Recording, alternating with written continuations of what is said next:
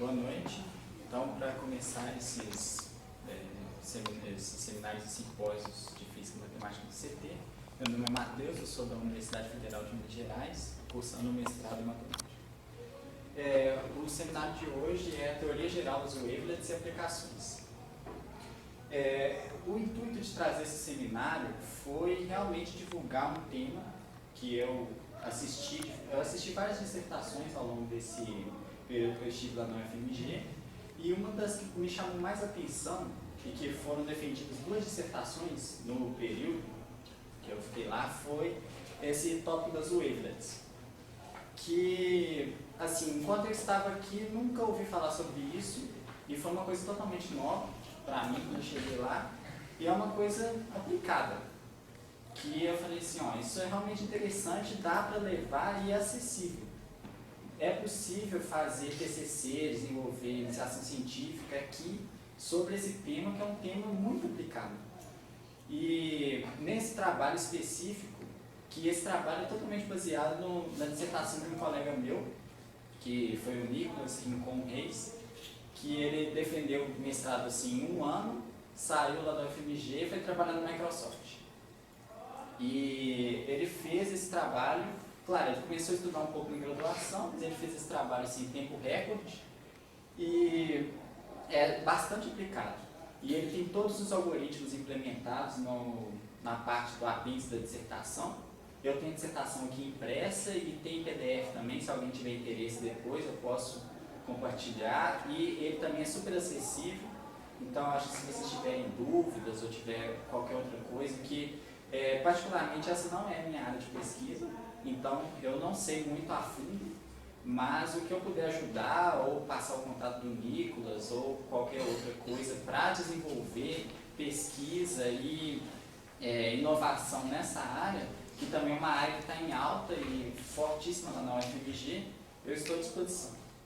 Então, começando a apresentação, Teoria Geral dos Wavelets e Aplicações, eu tenho que passar. Meu nome e tudo mais.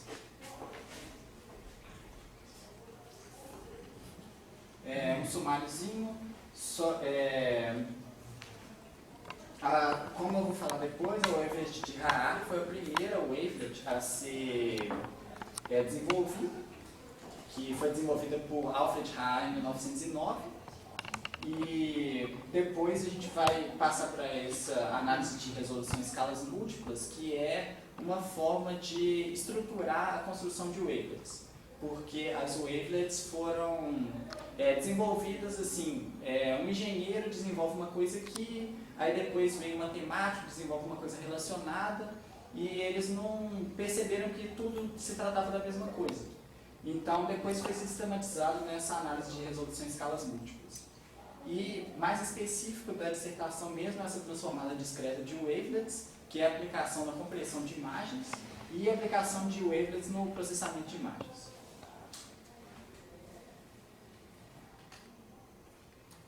Então, da mesma forma que eu falo, como eu já tinha falado antes, em várias áreas da matemática você começa com uma pesquisa teórica. Nessa, especificamente, começou com o desenvolvimento de físicos, matemáticos, engenheiros. Cada um foi desenvolvendo a área de uma forma e depois eles perceberam que se tratava da mesma coisa.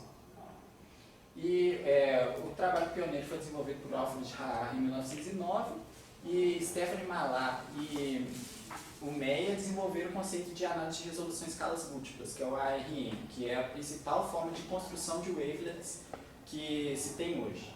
E através das ARMs é possível construir as wavelets de double X, que são as wavelets que têm maior aplicação, principalmente na questão de processamento de imagens e compressão de dados, que é a aplicação dessa dissertação.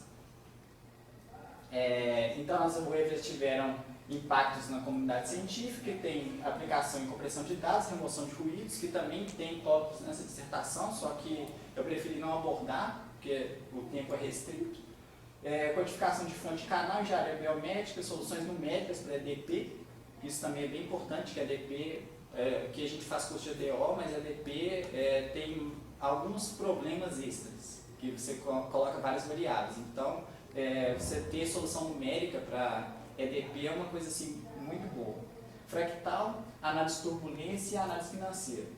Então, a teoria dos wavelets está na interface da matemática com outras ciências e é um ótimo exemplo de uma ciência que é puramente aplicada, puramente matemática e pode se tornar relevante e aplicada em outras áreas. Ganhou mais evidência ainda com o prêmio Abel do Yves Meyer em 2017, que é bastante recente. E teve aplicação na detecção de ondas gravitacionais. Certo, então preliminares e notações, coisas importantes que eu vou usar durante a palestra. Uma sigma álgebra. Uma sigma álgebra é quase a definição de uma topologia. Mas o que a gente pede aqui é que se você tem um conjunto X e uma coleção de subconjuntos não vazia F, esse F vai ser uma sigma álgebra se o próprio X está lá dentro. Se A está em F, então A complementar também está em F, e se AM está em F, você tem uma sequência de conjuntos que está na sigma álgebra, então a união deles também está na sigma álgebra. Obviamente isso, se alguém já viu definição de topologia, se você tem X em F e A complementar está em F, então obviamente o vazio está em F, que é uma das coisas lá, que X e o vazio tem que estar dentro da topologia. Pode passar fora. Funções mensuráveis, que isso vai ser importante para definir um outro conceito lá à frente. Então, uma função f de x em r é mensurável se o conjunto de f de x maior que a para todo A real é mensurável. Ou seja, ser mensurável significa que ele está dentro da sigma álgebra. Então, se você pega um conjunto x, aquele conjunto ali do f de x maior que a, e ele é um elemento da sigma álgebra, então seu conjunto é mensurável. Sua função é mensurável. E o espaço LP de x é o espaço das funções mensuráveis f, tal que essa integral é finita. Certo? E para você tomar uma norma nesse espaço, só lembrando lá que norma, você pode tomar normas em vários espaços, e aqui a gente está no espaço de funções. Então, para você tomar uma norma no espaço de funções LP de x, você vai definir ela dessa forma. A norma de f é igual à integral do módulo de fp dx elevado a 1 sobre p. Suporte de uma função, isso também é bem importante, que vai ser o fecho do conjunto quando a função é diferente de zero.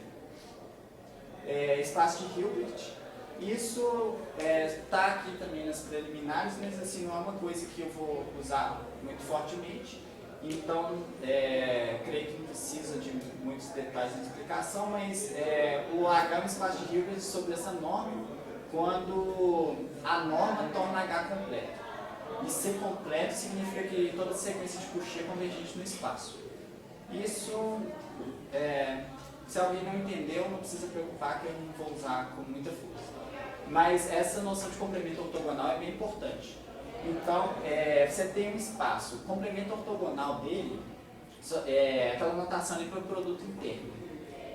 Então, o complemento ortogonal de um espaço vai ser todos os vetores que são ortogonais a um vetor U.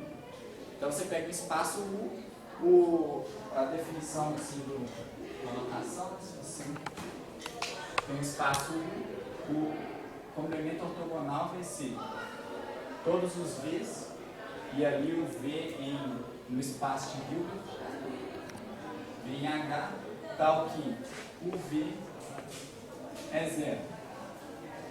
Então, eu vou pegar todos os vetores, um espaço que tem todos os vetores, em que eles deem zero quando você faz o produto inteiro. Então, eles estão no complemento ortogonal desse espaço. Vou colocar aqui.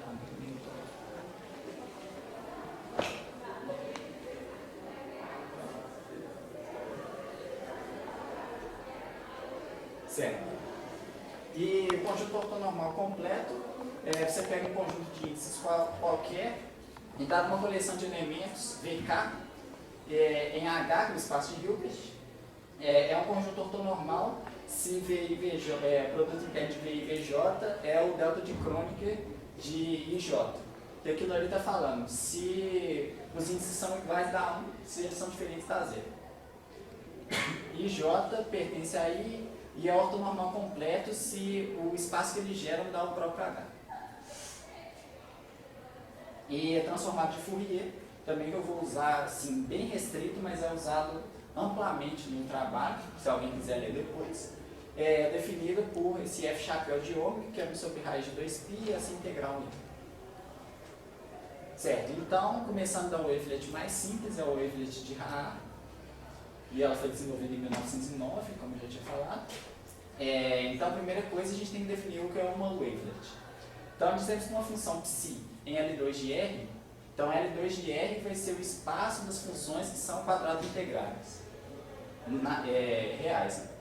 É uma wavelet se a família de funções psi-jk, onde eu vou definir a psi-jk dessa forma, então eu vou até colocar aqui, porque eu vou usar isso durante todo o trabalho, vai ser psi-jk é igual a 2 elevado a menos j sobre 2, psi de 2 elevado a menos jx menos k.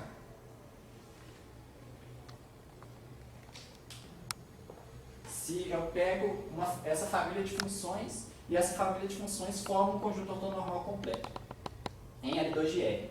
Então, nesse caso, nós dizemos que psi-x é uma wavelet mãe. Certo? Algumas observações, que isso é possível verificar, que a norma de psi-jk é a norma da própria psi. Se psi é uma wavelet para qualquer jk em z, então psi-jk também é uma wavelet, e toda wavelet possui média nula. Ou seja, essa integral aqui de menos infinito a infinito da psi é zero.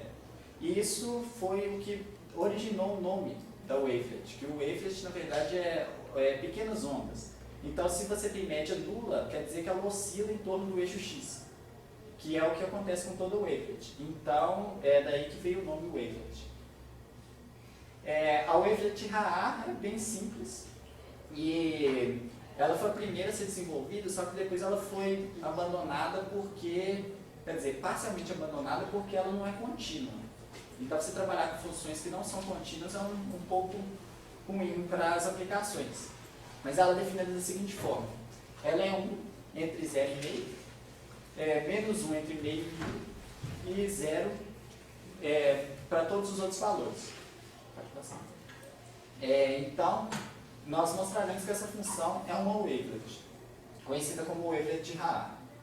Inicialmente, observe que essa função é mensurável, se anula fora do intervalo 0, 1, porque a gente está definindo ela no 0, 1 e 0 fora, então ela se anula fora. E a norma da psi é 1.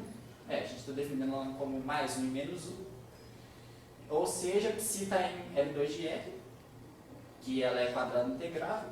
E a partir da definição da psi, segue que psi-jk possui suporte no intervalo k elevado a 2j, k mais 1 elevado a 2j. Que, como eu falei, eu não coloquei aqui a definição de suporte, mas suporte é o fecho de quando a f é diferente de zero. Então, ela vai ser diferente de zero no intervalo inteiro entre 0 e 1. Só que quando eu pego as psi-jk's, eu vou estar restringindo isso para intervalos de tamanho 2j, 2 elevado a j. Então, ela vai ter suporte só nesses intervalos pequenos, com k elevado a 2j e k mais 1 elevado a 2j. E esse daqui é o esboço do gráfico da wavelet de Haar. Essa parte da pontilhada, né? Ela é contínua aqui e contínua embaixo. E no resto todo ela é zero. Então, agora o método de construção das wavelets foi sistematizado depois por Stephanie Mallar e o Yves Meyer. E essa área também é bem interessante, que tem participação muito ativa assim, de mulheres na matemática. Porque a Stephanie Mallar e depois a Ingrid Double-X são nomes de grande expressividade, tanto é que as wavelets de Double-X são as mais utilizadas hoje em todas as aplicações. Igual eu vou mostrar no final, que você consegue fazer aplicações com a wavelet de Haar, só que o wavelet de Double-X faz o trabalho de uma forma muito melhor, com muito menos recursos. Então, a primeira coisa, a gente tem que definir uma ARM. Então, a ARM tem essas 6